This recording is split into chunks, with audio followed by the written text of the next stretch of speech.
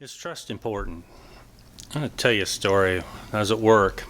This guy I work with, we were standing by the desk, and a car dealership owner from Bentonville comes up and he buys his hunting fishing license from us. And the guy I work with said he was interested in getting another truck. Told him price range. And he goes, "Oh, yeah, we got plenty of those. We'll set you up good." And they talked for a little while longer.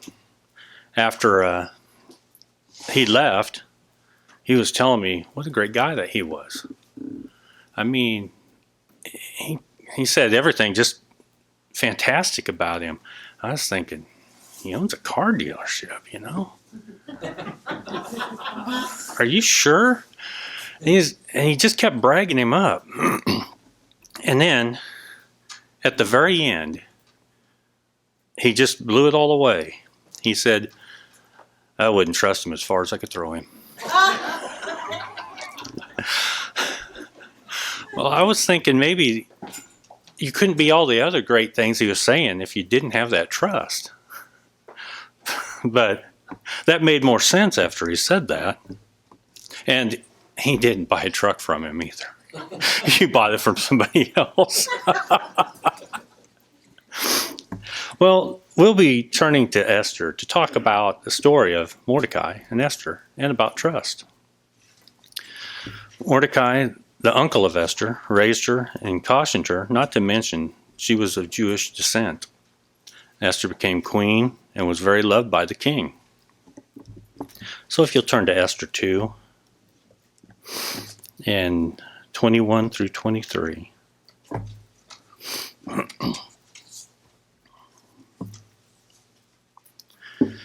In those days, while Mordecai sat within the king's gate, two of the king's eunuchs, Bigthan and Teresh, doorkeepers, became furious and sought to lay hands on King Ahasuerus. So the matter became known to Mordecai. He told Queen Esther, and Esther informed the king in Mordecai's name. And when an inquiry was made into the matter, it was confirmed, and both were hanged at the gallows. And it was written in the book of Chronicles in the presence of the king. Now, he didn't just take their word. So he checked it out first. He just didn't assume Mordecai was saying the right thing. And he checked it out and found out Mordecai was being trustworthy. So the story really does begin with honesty and loyalty that earned him and the queen trust with the king. Don't need to turn to, but in Esther 3:1, after these things, King Ahasuerus promoted Aham, the son of Ammedatha, the Agagite, and advanced him and set his seat above all the princes who were with him, and all the king's servants, and were within the king's gates, bowed and paid homage to Aham.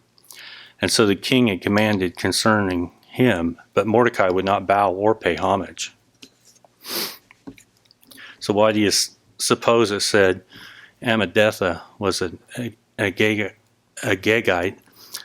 The most likely reason is that they came from Agag and were the Amalekites, historic enemies of the Jews. The Amalekites were a people mentioned a number of times in the book of Genesis and considered to be Amalek's descendants. The name is often interpreted as dweller in the valley, and occasionally as warlike, people of prey, or cavemen. The Amalekites were nomads who attacked the Hebrews in the desert in Sinai during their exodus from Egypt, smiting the hindmost, all that were feeble behind. Later Saul and his army destroyed most of the people, but earned Samuel and God's wrath for leaving some of the people and livestock against God's command. They had continued down to modern times to most likely residents of Iran and still enemies of the Hebrew people. But now you've just been promoted to second in command and this lowly Hebrew, that the gate won't bow to you. So you're thinking, here I am, this great person. Why won't you bow to me? So it filled Haman with wrath, and not just toward Mordecai, but he is determined to wipe out all the Jews. If you'll turn to 3:8 in Esther. Guess that was right there.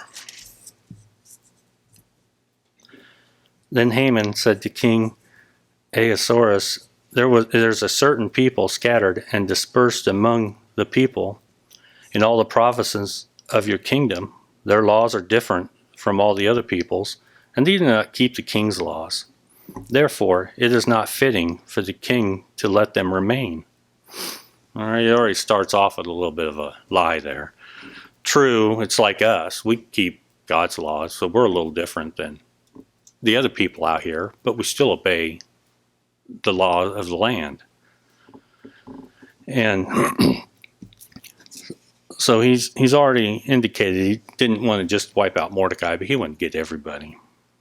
So in verses 9 through 11, if it pleases the king, let a decree be written that they be destroyed, and I will pay 10,000 talents of silver into the hands of those who do the work, to bring it into the king's treasures. So the king took a signet ring from his hand and gave it to Haman, the son of Hammedatha, the Agagite, the enemy of the Jews. And the king said to Haman, the money and the people are given to you to do with them as seems good to you. So the king trusted Haman, but he was not aware that he and his father had hatred towards the Jews. And Mordecai is distraught when he hears this. And he tells Queen Esther the plans of Haman. And he says, you won't even be spared. And so he convinces her to seek an audience with the king.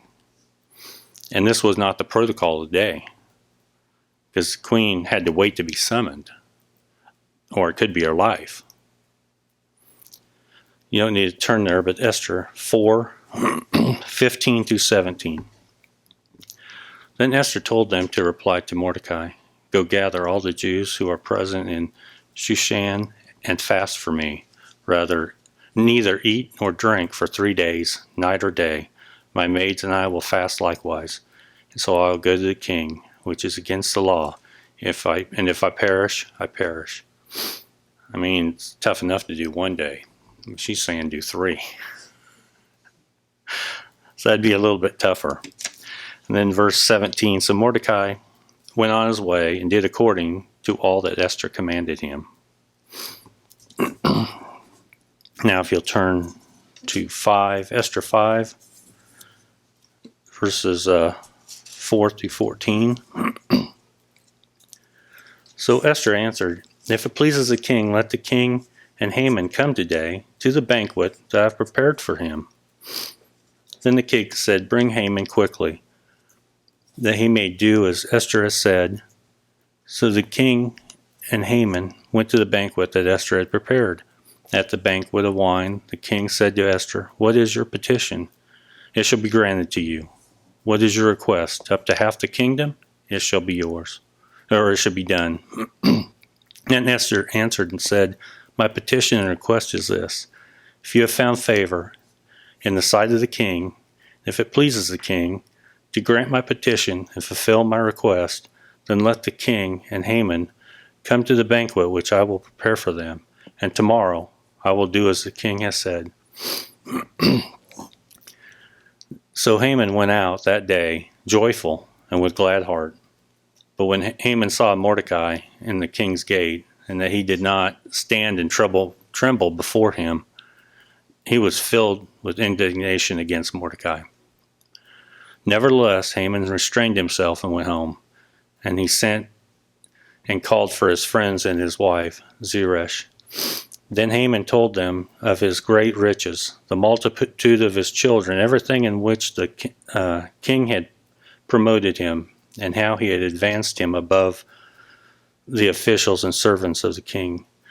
Moreover, Haman said, besides, Queen Esther invited no one but me to come in with the king to the banquet that she prepared.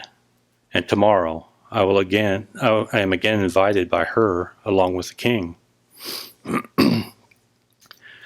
Yet all this avails me nothing as long as I see Mordecai the Jew sitting in the king's gate.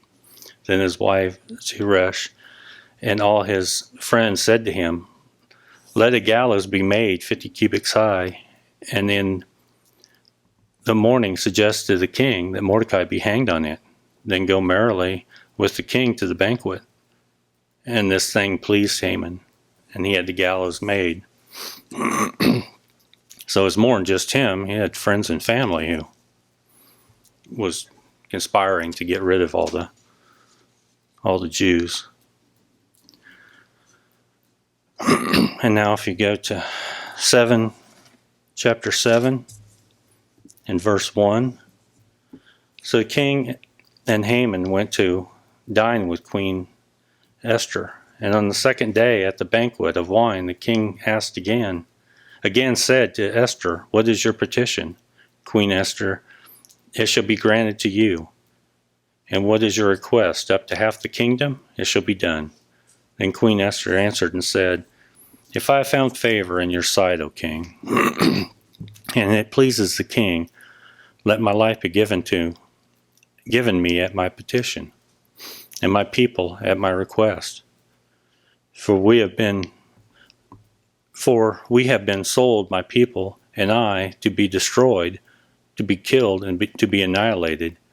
Had we been sold as mate and female slaves, I would have held my tongue, although the enemy would never compensate for the king's loss. So King Ahasuerus answered and said to Queen Esther, who is he and where is he who would dare presume in his heart to do such a thing? And Esther said, the adversary and enemy is this wicked Haman. So Haman was terrified before the king and queen. And then the king arose in his wrath from the banquet of wine and went into the palace garden. But Haman stood before Queen Esther, pleading for his life, for he saw that the evil was determined against him by the king. When the king returned from the palace garden to the place of the banquet of wine, Haman had fallen across the couch where Esther was. Then the king said, will he also assault the queen while I am in the house? As the word left the king's mouth, they covered Haman's face. Now Harbonah, one of the eunuchs, said to the king, look, the gallows 50 cubits high, which Haman made for Mordecai, who spoke good of the king's behalf, is standing at the house of Haman. Then the king said, hang him on it. So they hanged Haman on the gallows that he had prepared for Mordecai. Then the king's wrath subsided.